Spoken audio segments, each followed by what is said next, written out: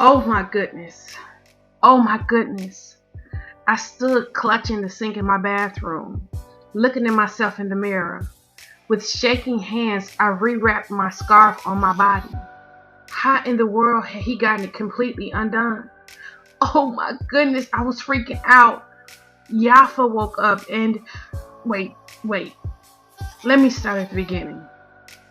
Okay, so Dawid eventually drifted back off to sleep. I found myself stuck underneath him and next to a sleeping Yafa. I figured if I moved, I would disturb them both. So I picked up the Bible that Dawid was letting me use, and I opened it to begin from the beginning. Genesis 1, verse 1. I settled in to read. I had gotten a good ways in when I put the book aside and rested my eyes. I must have drifted off, but shortly after that I felt I felt extreme pleasure. I moaned coming out of my sleep to realize that Dawid had awakened and he was using his mouth and hands to... Oh man, okay, you know what? I better fast forward just a bit. However, let me just say, I had no idea.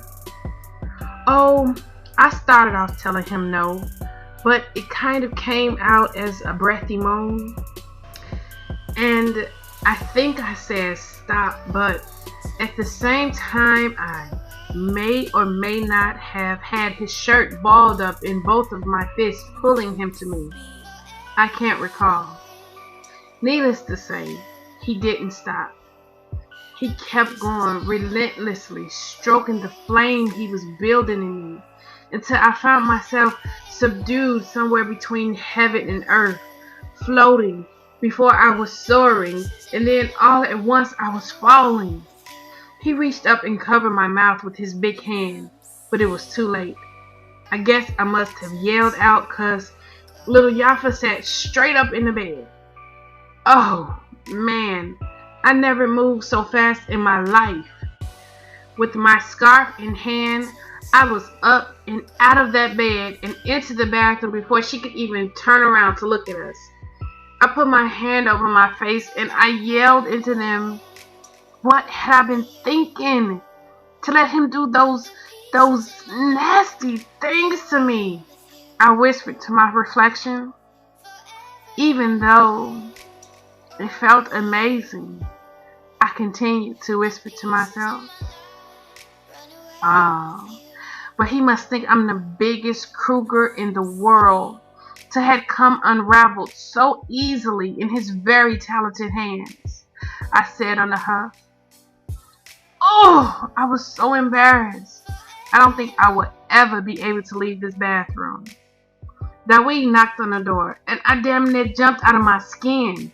Yeah, I called out. You alright in there? He asked the door. I could hear laughter in his voice. Yeah, I'm good, I told him. D, baby, look, I'm sorry. I shouldn't have done those things to you. I maybe should have taken it a little slower with you. I just woke up and your sexy stomach was there, and then one thing led to another. It got out of hand. I buried my face in my hands. Please, y'all, make him shut up. This was embarrassing enough without him trying to explain. D, it's all good, I said to the door, and grimaced when I realized I had shortened his name to D like everybody did mine. Great. Now it looked like I was in love with him. I mean, Dawid, I didn't mean to call you D, I told the door. Oh, shut up, I told myself. I can't believe I just brought attention to it by trying to explain it myself. He chuckled on the other side of the door, his deep voice playing havoc on my already stimulated body. Nah, I like it. It's cool, he said to the door. I put my back against it. I just wanted the floor to open and swallow me.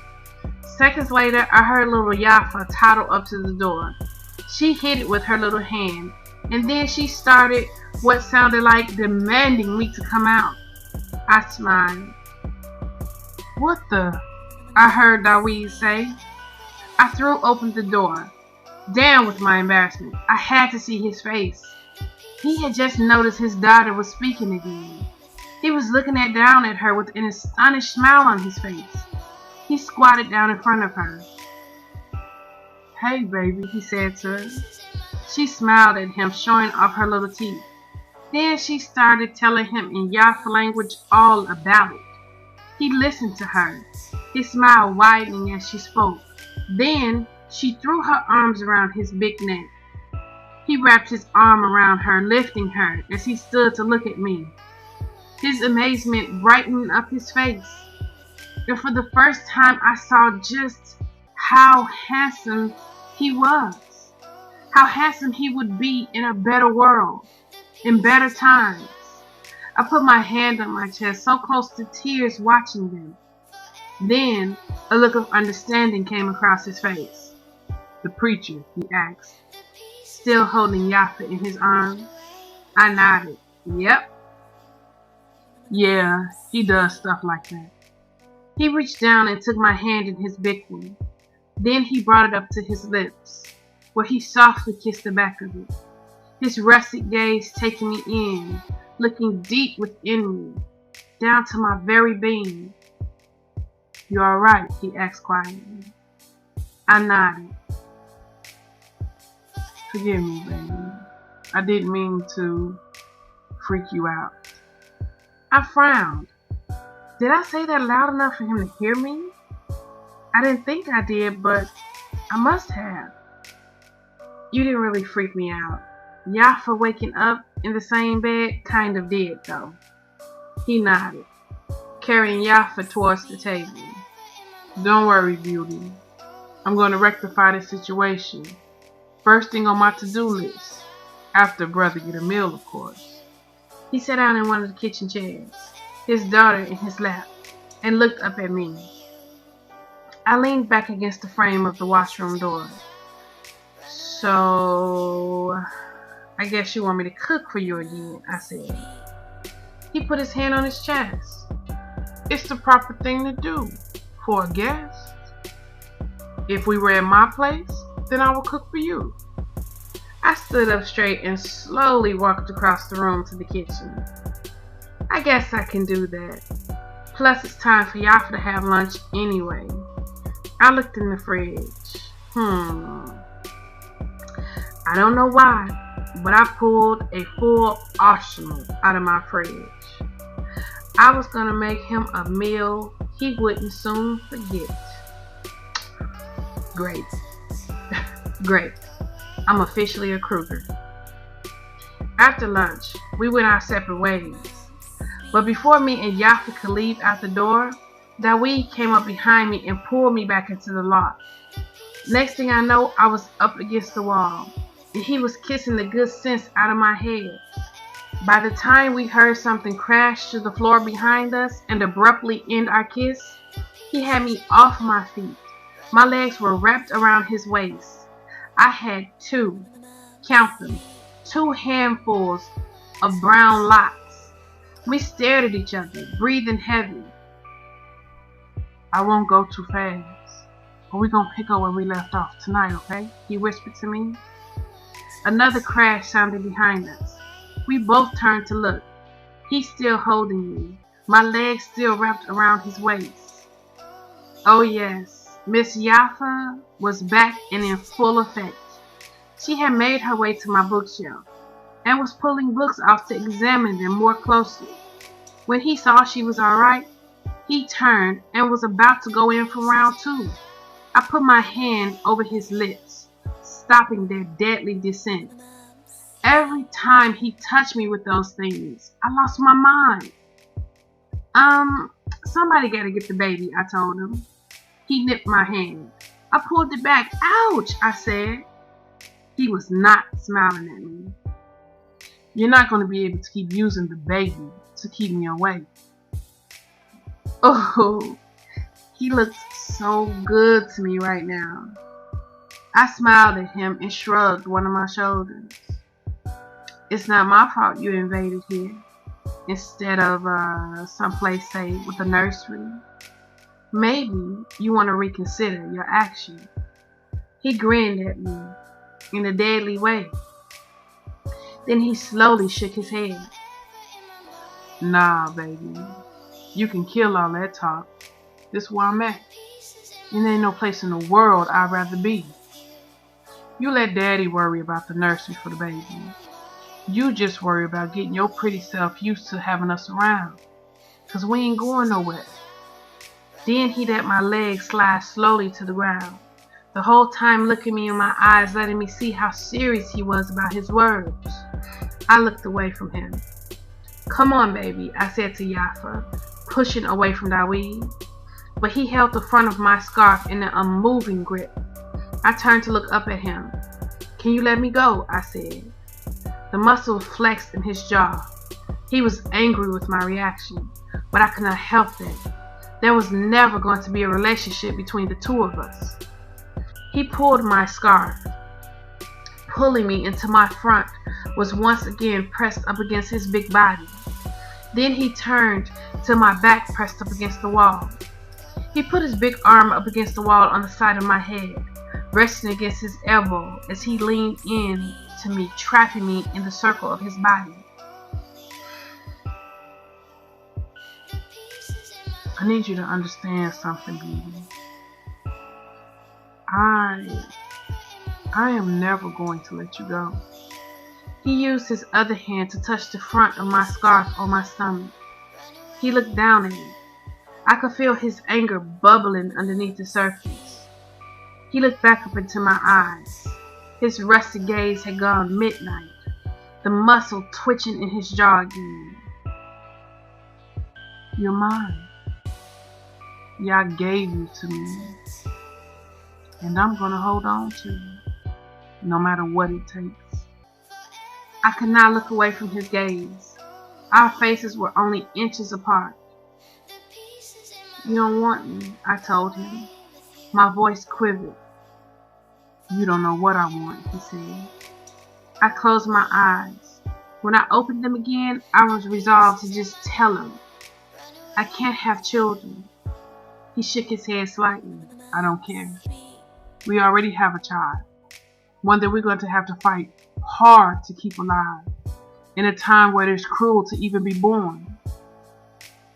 My breaths began to come rapidly from my chest. I blinked back tears that were trying to escape my eyes. I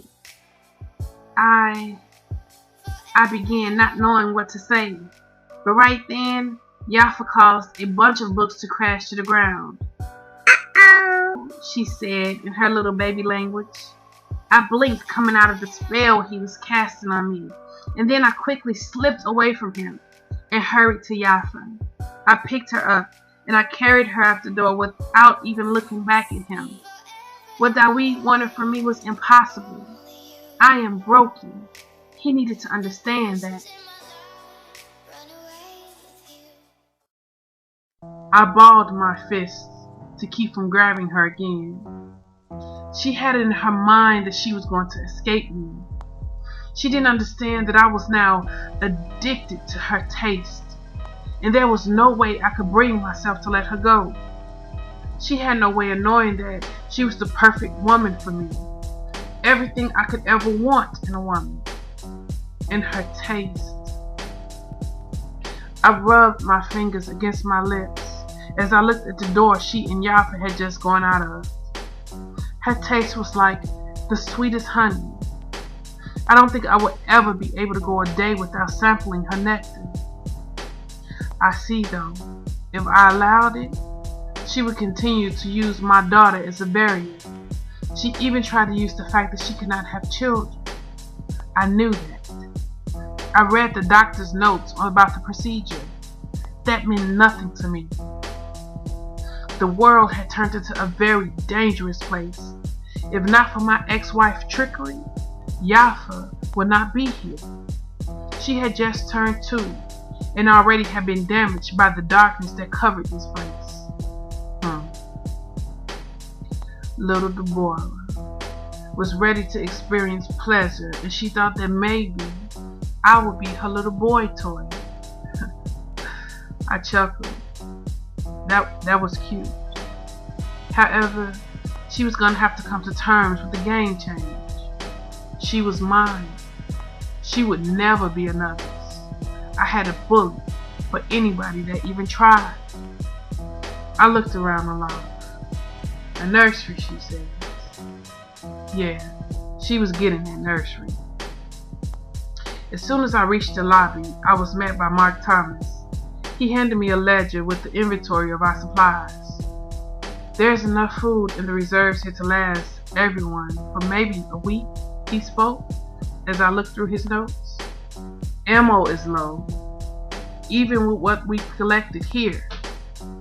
The gasoline tank is half full. I did the calculations.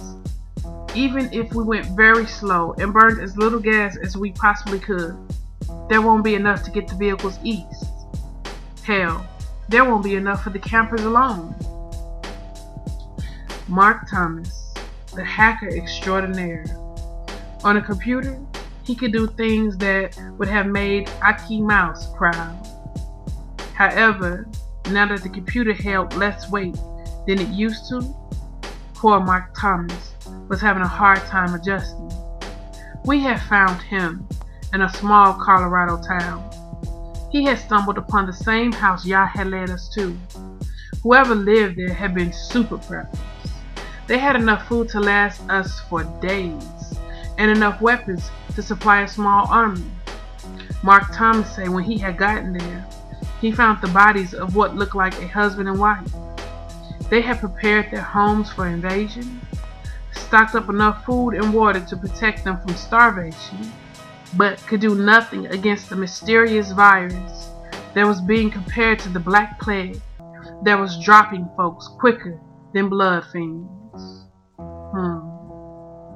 Unfortunately, we found a lot of homes with the same stories. However, Mark Thomas was right about the fuel though. We were traveling with over 30 campers. We had vans, minivans, a few pickup trucks, and several cars, and over 24 motorcycles.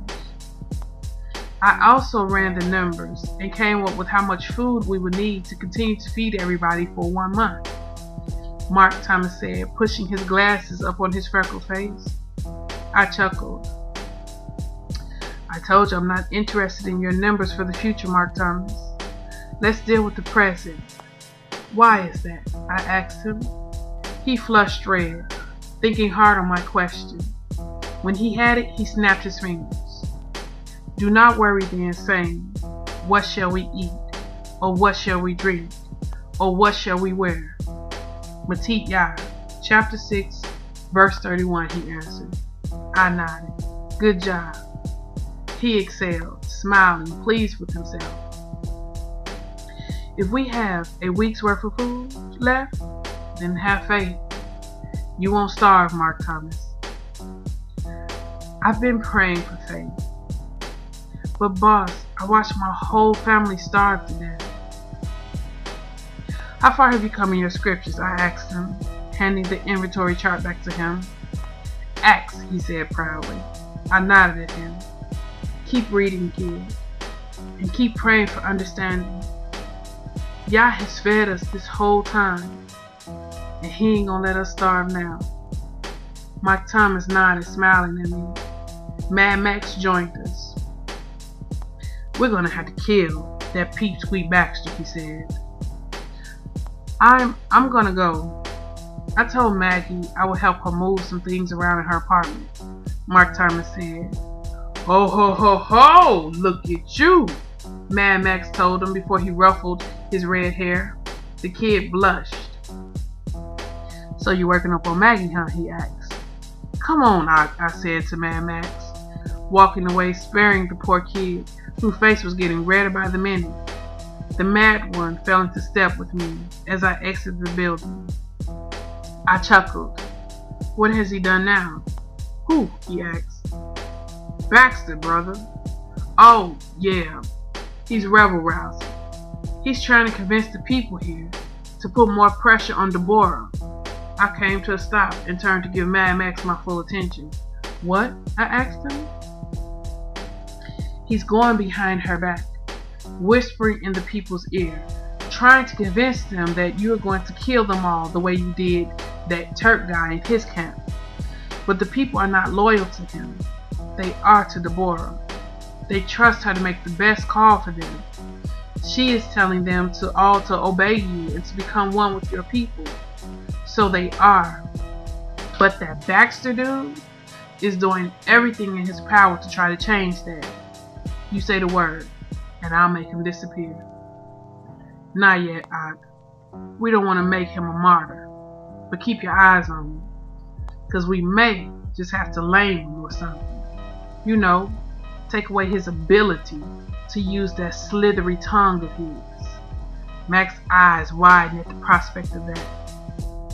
Listen, Ak, I need you to do me a favor. Take a few of the men with you and go into town. Talk to that drunk bartender. I need a baby crib for Yafa. Pronto. Mad Max nodded. I spotted Eugene over by the generators. I headed toward him. When he saw me coming, he turned to face me, his eyes growing wide as I approached. He tightened his hand on the wrench he was holding, foolishly finding comfort in the weapon.